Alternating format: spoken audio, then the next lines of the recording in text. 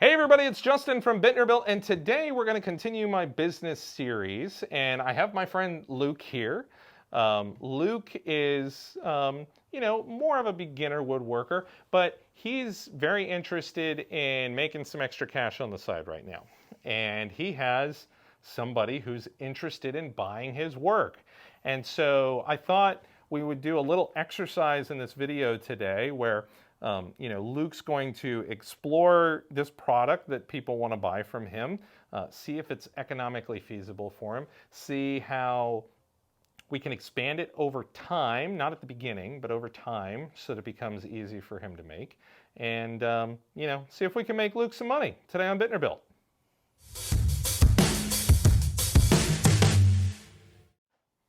So Luke, why don't you tell us what happened?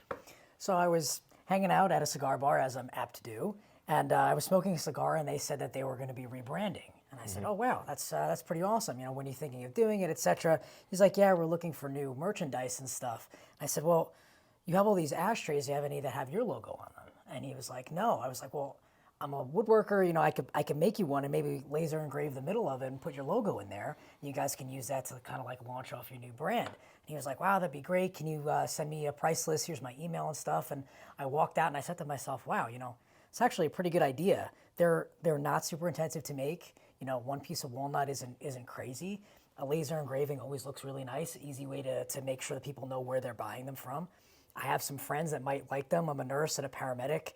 I know a lot of firemen, a lot of cops. We all like to smoke cigars.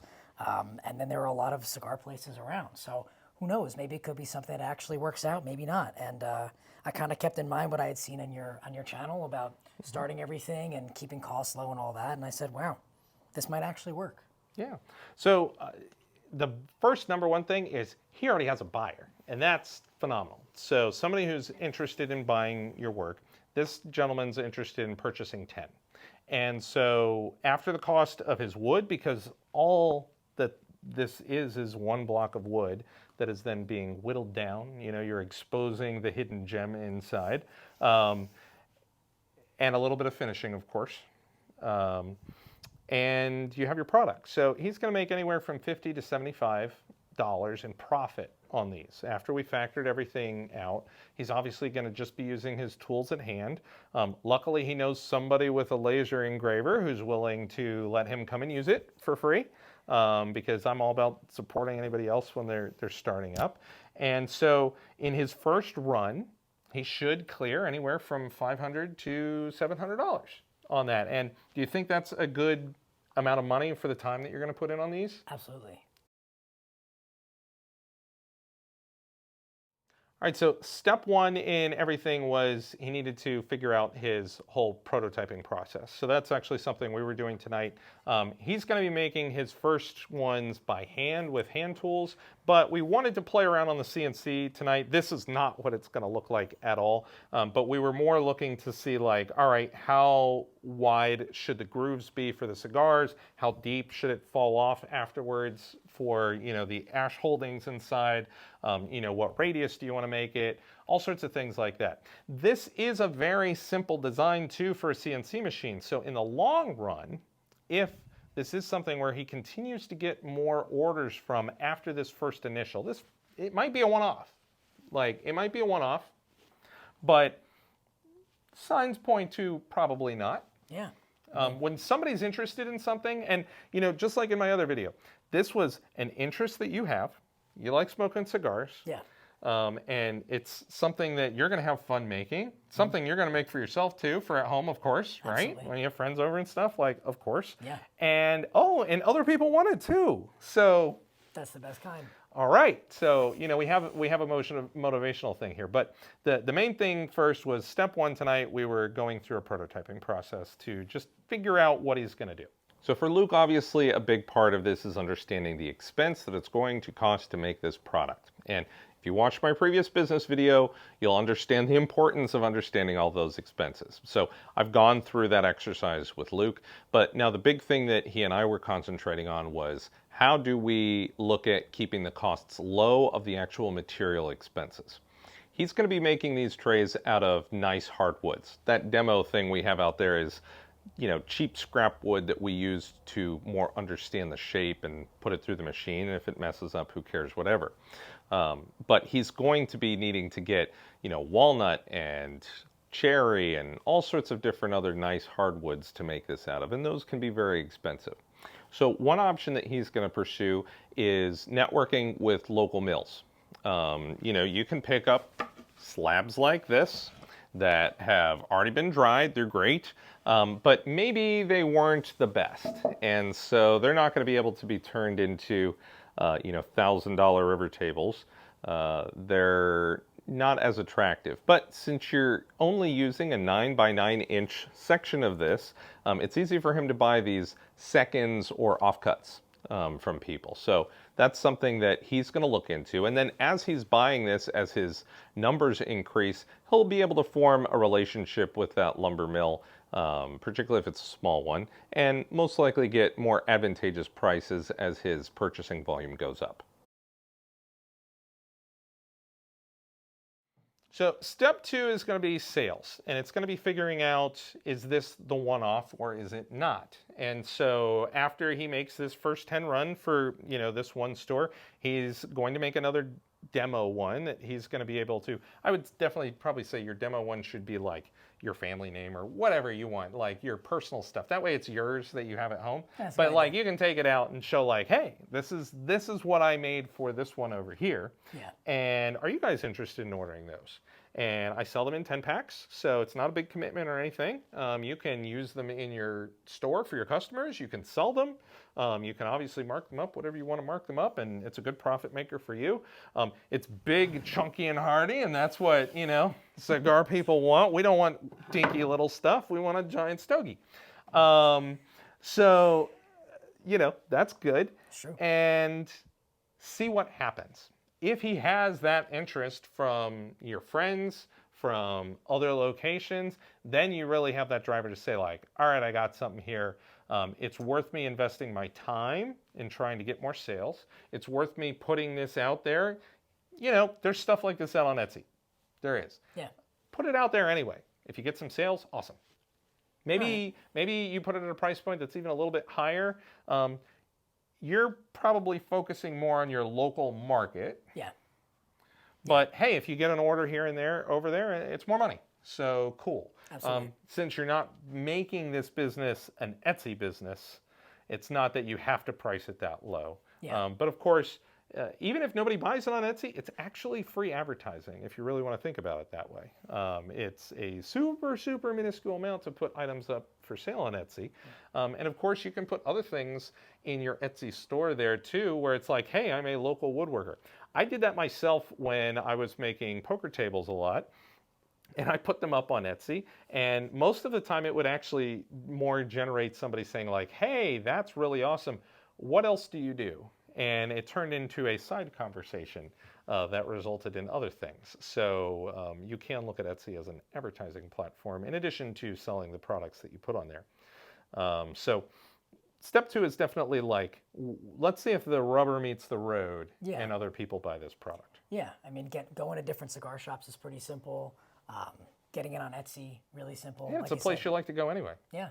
So he's going to go there and have a good time. So the next thing for Luke was we had a conversation about expansion, the future, where it could go to. And the word could is very important because it's not going there yet. It could. And so he only has these 10 orders. It doesn't make sense for him to go out and buy anything for this. If these 10 orders stop here, at least if he's able to make these with the stuff that he has on hand, he will have banked some money, which is nice. That's his whole goal. He has a full-time job. He has many commitments. He doesn't have an excessive amount of time to turn this into a crazy empire, but he's looking for a lucrative side hustle. And so that's what emphasis needs to be put on. Now, there is one thing that he doesn't have in order to be able to complete this job, which is a laser engraver, or even a CNC machine to that point, but mostly the laser engraver. When you're working with commercial, their logo's on everything. That's just what it is, and that's what this does. I'm newer to laser engravers. I have one video out there. This is a new one that was sent to me. I'm making a new video on this one too right now, and a whole enclosure and stuff that I've just done. But I've actually really come to learn that this is a very valuable asset for any woodworker to increase the amount of money that they can get and to grab new audiences. But back to Luke, he doesn't have a machine like this. And so does it make sense for him to go out and buy this for this maybe one-off occurrence right now? No. And so he did the smart thing and reached out to his friend who has one. Now, you might not have a friend who has one, but you can reach out to local businesses. Machines like this, like CNCs and laser engravers, there are places that rent it out based on time. So you can go to their facility and use their equipment.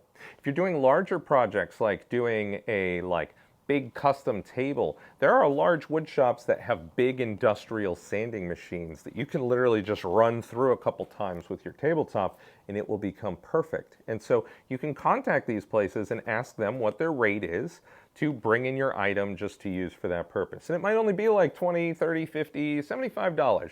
Depending on what you're doing, that might be awesome.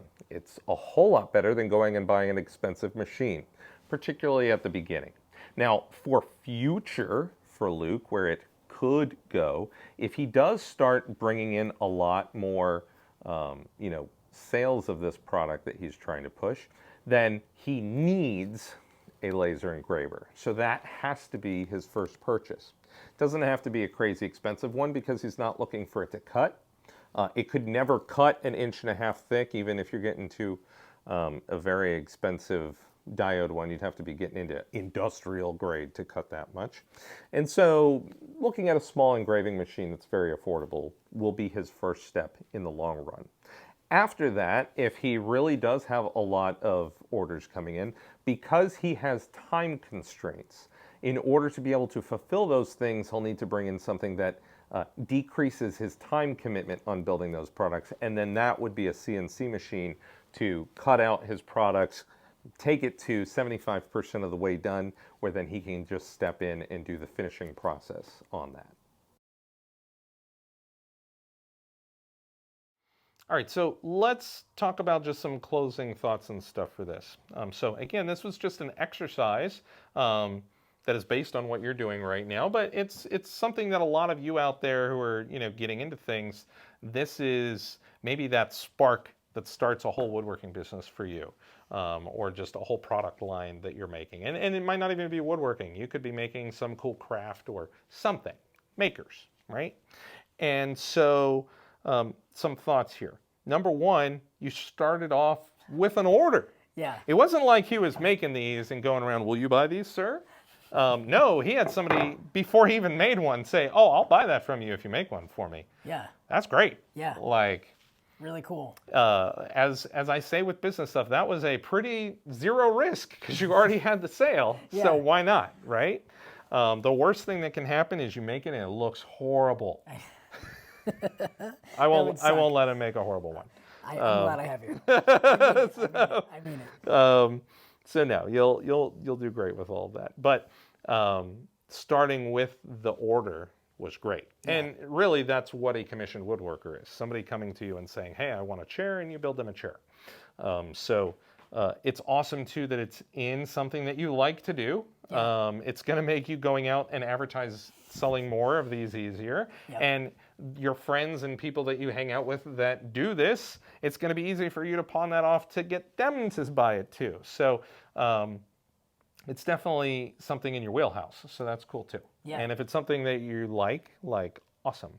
And so I'm sure too, going forward, you just won't have this one design. You'll be able to make a whole bunch of different designs as you go forward. Yeah, you never know. Different needs, different things. You might even get, here's a great idea, I'm thinking of it right now as we're just filming, is you get your foot in the door with this into that smoke shop, and then you say, hey, how about a new custom humidor? Yeah, I was thinking the same thing. That was how about a new custom this? They seem so much easier to make. Oh yes, this is good to start with. This is good to start with. Yeah. But it could be a stepping point into doing a whole bunch of other things. Yeah, I mean, places love being able to put their logo on stuff, that it's exactly what they want, and sometimes it's just good to be the guy, right? Yeah. A lot of times they want something, they don't have a guy to ask, and if you could be the guy, It could even be once you spend the money to get a laser engraver, it can be even, you can be that guy who provides a whole bunch of engraved accessories that this place sells. You could do the snips and put that particular shop's logo on there. Yeah, good idea. Again, just thought of it right See, now. this guy. But so, you know, that's just some closing thoughts is you never know where it's going to lead. You get an order before you even start pumping something out. Yeah. And it'll lead you down a whole extra road where you're going to, you know, beef up that savings account for a new house. So That's the need. You guys all know the market right now. I was like, how am I going to make extra money to be able to afford anything? And Yeah. I think this might really work out. I'm really excited. I really appreciate the help. yeah, sure, no, of course. So everybody out there, I really hope that you know, maybe this exercise helped you. Of course, make sure you watch my business video. That this is now kind of like part 2. I'm going to try and put out some more business stuff out there just to, you know, people are very interested in learning more. So I'm more than happy to do more videos on this topic. And, you know, of course, feel free to hit me up in the comments if you have questions or if you have thoughts for other woodworking business related or small business related videos. I'm more than happy to, you know, try and answer those questions. So thanks so much for coming on, Luke. I appreciate it. Anytime, man. And I hope you guys will like and subscribe. We're 2 months old. I'm trying to get up there. Make sure you leave some comments down there. That helps the algorithm. And as always, stay safe in the shop. I'll see you in the next video.